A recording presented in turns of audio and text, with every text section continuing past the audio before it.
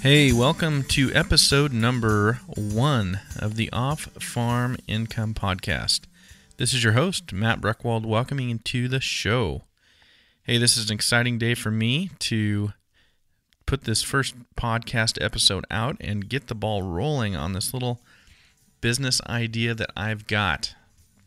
So, let me tell you what you've tuned into and what this podcast is going to be about. Basically, what we're going to be talking about here is how to start and be successful in small agricultural service businesses. There's going to be tips on... Sorry about that, I had to turn that down. There's going to be tips on getting, developing, and funding your own farm, and advice on how to move into rural communities and work in agriculture. And really, this is an agriculturally based podcast. We're going to be talking a lot about how to make this deal work and how to stop putting off what you really want to be doing and to get started on doing it. So what is the format of this going to look like? Well, for the most part, I'm going to be interviewing owners of small agricultural service businesses about their unique businesses. I'm going to be asking them things like, how did they start? What made them successful? And what advice they have for you to be successful in your own agricultural service business going forward. Now, you might hear about businesses that you've been considering, or you might get introduced to a business idea you've never thought of, but the point is that if you've got a dream of getting out of the job you're in, getting out of the city, getting back out to a rural environment, making some extra money to help fund your farming enterprise or whatever it may be, my goal is to give you ideas that will be able to help you do this without having to take some full-time 40-hour-a-week job in the city somewhere and making some huge long commute from where you want to live to go be in the city with a lot of city people, when really what you want to be doing is being around farmers and rural people and being out in the countryside. So that's my goal. And why did I start this podcast to talk about this topic? Well, because that's my story too. That's what I did. And so that's what I want to try and share with you. So again, my name is Matt Breckwald, and pretty simply, I'm a husband, I'm a father. We own a small farm. I teach college part-time, and I own my own small agricultural service business called Idaho Gopher Control. And we live in Kuna, Idaho, which is 10-15 miles southwest of Boise, a little farming community that's becoming a bedroom community for Boise. But at this point in time, we're still able to farm out here. And so my wife Autumn and I and our daughter Hattie, we live and work on our 25-acre farm, and we lease about another 15 acres for our cattle. And we concentrate on growing hay for our cows to get them through the winter, and we sell the excess hay. And then we sell custom beef to our customers. So we raise them from calf all the way up to finishing them, and we deliver them to the butcher, and our customers pick them up from the butcher. And that's kind of our business model on our farm. And our farm is profitable, but there still needs to be some other income coming in to keep us going, because while it's profitable, it's not enough to support the entire household. So like I said, we sell hay and finish cattle, and we try and do other innovative things, but really the agricultural service business that we own and I run, called Idaho Gopher Control, is what gives me the flexibility to run the farm and support it, and to be here when things come up like irrigation or animals getting out or whatever it may be. And so what's our story? Well, I'm going to be the one that's going to be doing the talking to you for the most part on this podcast. So I'm going to tell you my story. But Autumn, my wife, she grew up on a farm in Buell, Idaho, so down near Twin Falls, Idaho. And her father and mother raised polled Hereford cattle down there for several years, and now they are no longer married, but her dad still has polled Herefords, but now he is south of Abilene down in Texas. And we go down there a few times a year and visit with him, and now we've got our own Hereford cattle up here in Idaho as well. My story, I grew up in a real small community in the northern Stanislaus County of California, which is near Modesto. But in the Central Valley there, which is a very, very rich agricultural region. And where I grew up, I did not grow up on a farm, but I grew up in a town of about 40 people called Valley Home. And everybody around us was either farming or ranching or raising dairy cattle or pigs or something like that. Lots of rice farming and those types of crops. And now that's all transitioned over to almonds and walnuts. Lots of hay, but there's still cattle and dairies and things like that. But anyway, I grew up there in that very rural environment. And when I was about 15, my mom remarried, and my stepfather and his dad, they raised cattle over in the southern part of the county in a town called Hickman. And I got introduced to working with cattle, and that somehow grabbed a hold of me, and it became something I was very interested in. So I ended up going to college and majoring in animal science and working on as many ranches as I could all through college. Started out at the Modesto Junior College there in Modesto studying agriculture, and then transferred up to Bozeman, Montana, and went to Montana State University, where I ended up getting my degree in animal science. Worked on a bunch of ranches, lived on a ranch up north of Belgrade there in Gallatin County, Montana, and did a lot of feeding, doctoring, working on cows, working with cattle, and did that for quite some time. And then during college, I got an internship selling agricultural chemicals for a company called Zeneca Agricultural Products. So basically, there was a wholesale representative, and I worked for him.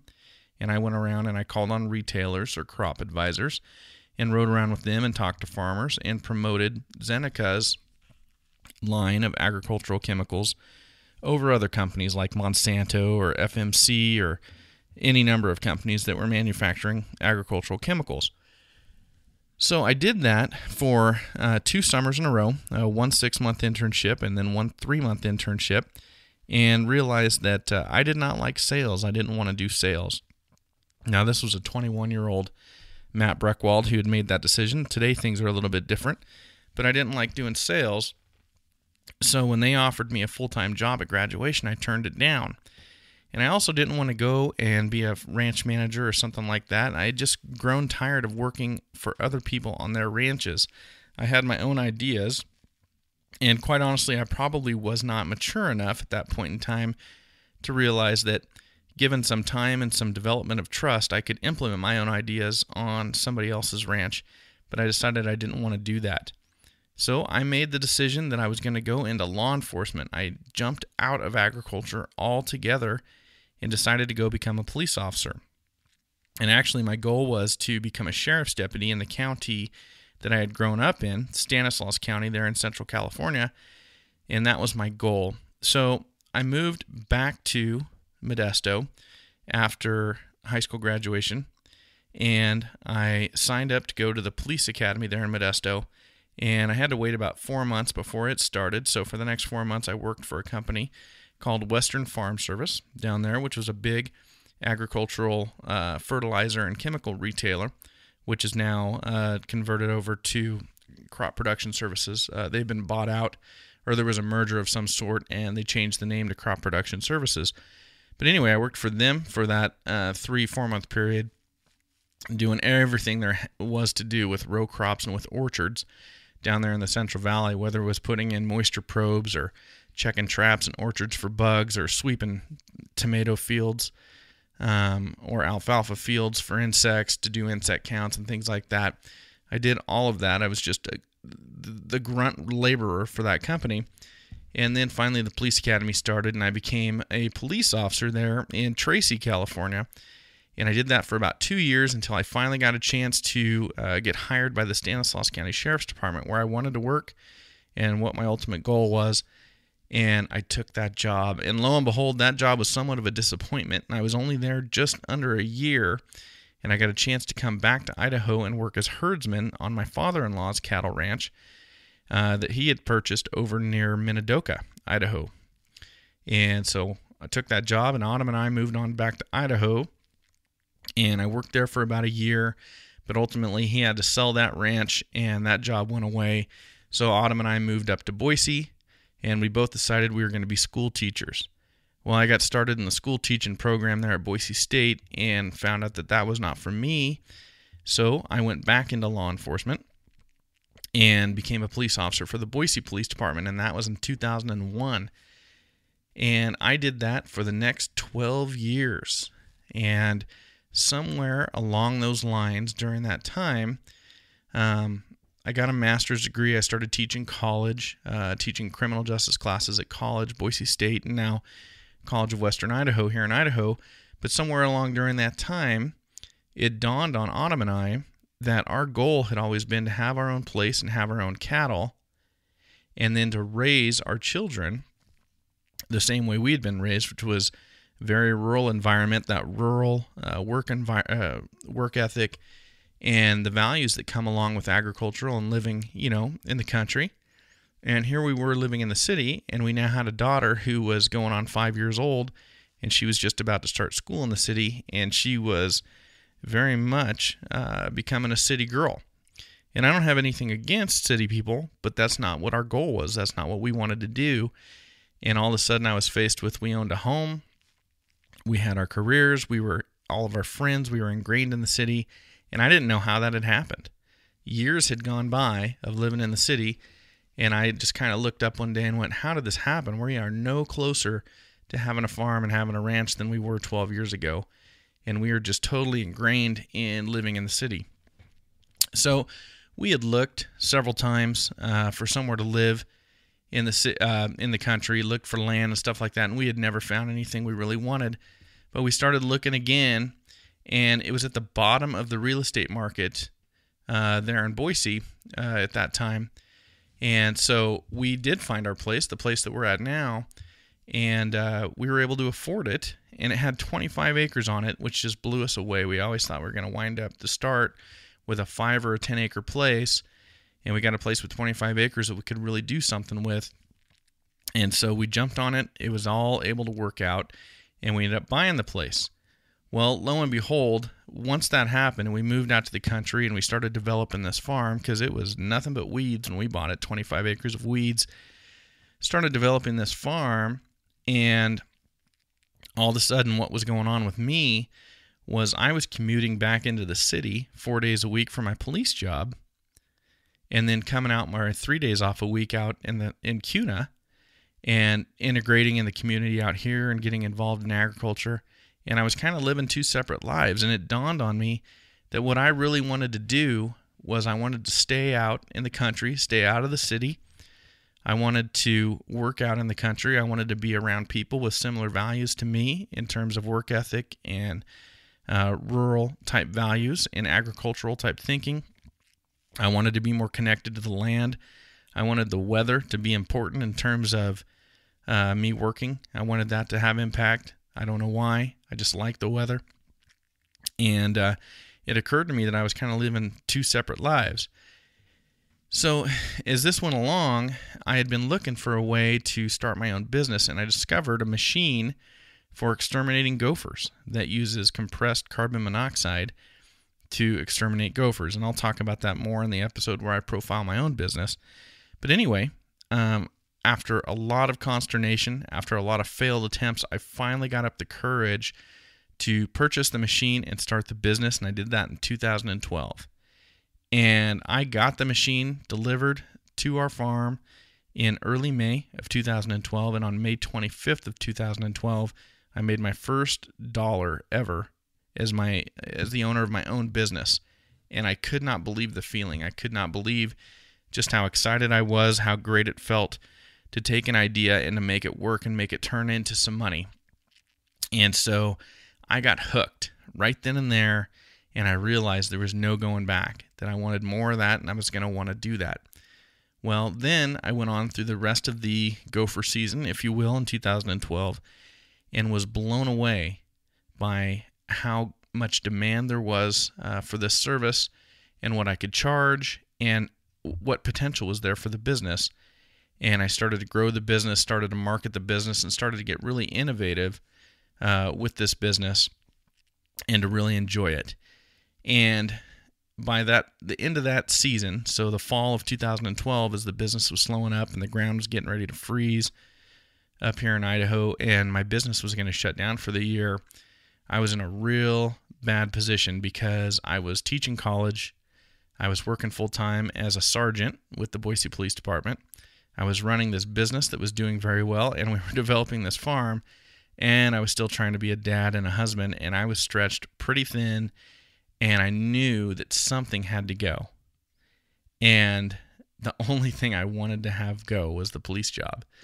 I'd been a police officer for 15 years. I was really apprehensive to leave because, of course, with a job like that, I had good pay, good time off. I had a pension waiting for me, 401k, really good medical benefits. I mean, all of that stuff. All the different stressors that so many of you have that are keeping you in jobs that you don't necessarily enjoy. I had all of that too, and I had to find some way to justify leaving all of that. And so I thought about it and thought about it and thought about it, and finally I decided to try and become a full-time college teacher, and then I would use the gopher business to make up for the pay cut in the summer when I wasn't teaching. And then in the spring of 2013, I got the opportunity to interview for a full-time position teaching college, and I passed on it. I didn't want to go back into a bureaucracy. I didn't want to go back into a full-time job. I really enjoy teaching, and I just wanted to teach. I didn't want to get involved in any of the other stuff that goes along with working in a big organization like that.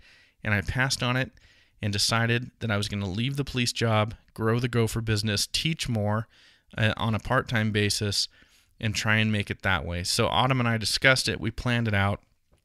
And in on June 15th, 2013, I resigned from the Boise Police Department, and I ended my 15-year career as a police officer, and I moved into being an entrepreneur full-time, being a business owner full-time, and doing that exclusively for my income, which was a scary transition, scary proposition, but it has just worked out great. And my lifestyle now is something that I used to sit and I used to read books about entrepreneurs, people running their own business. I used to listen to podcast after podcast after podcast about people running their own businesses, and I used to sit there and go, man, if life had just dealt me a different hand of cards, I could have been one of those people. I could have done that. I could have lived my life in that manner.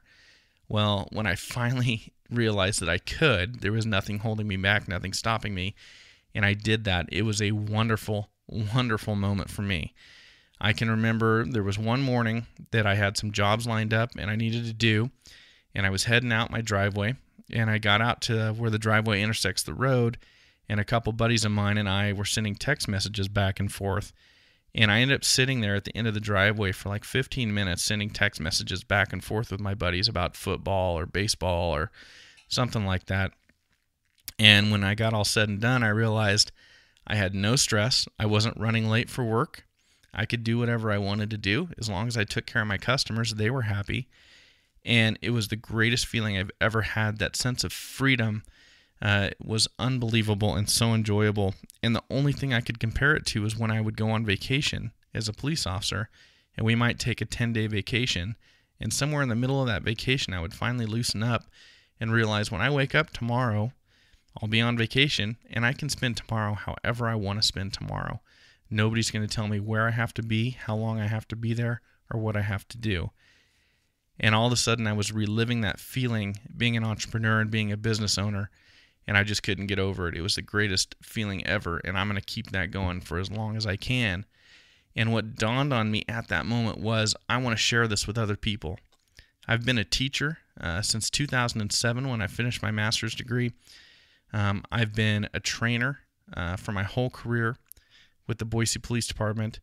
I've always liked to help people out, and this is just a continuation of that. I want to help you get to this point. The other thing is, I want to find other people who want to do the same thing.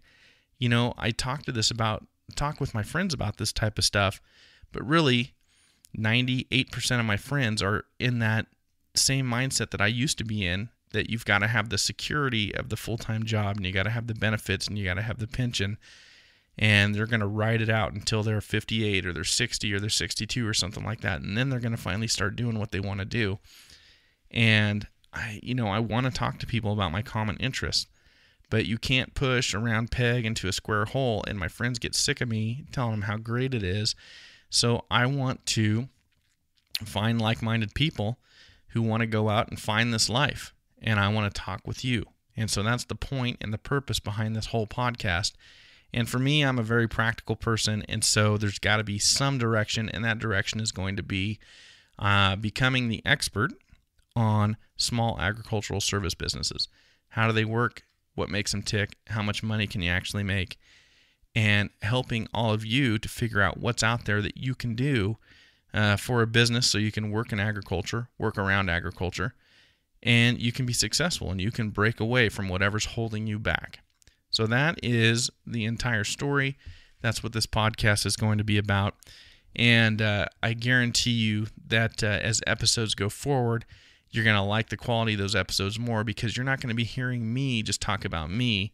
You're going to hear me interviewing people about how they've been innovative, how they've created businesses, and how they're making those work. And that's a really exciting prospect.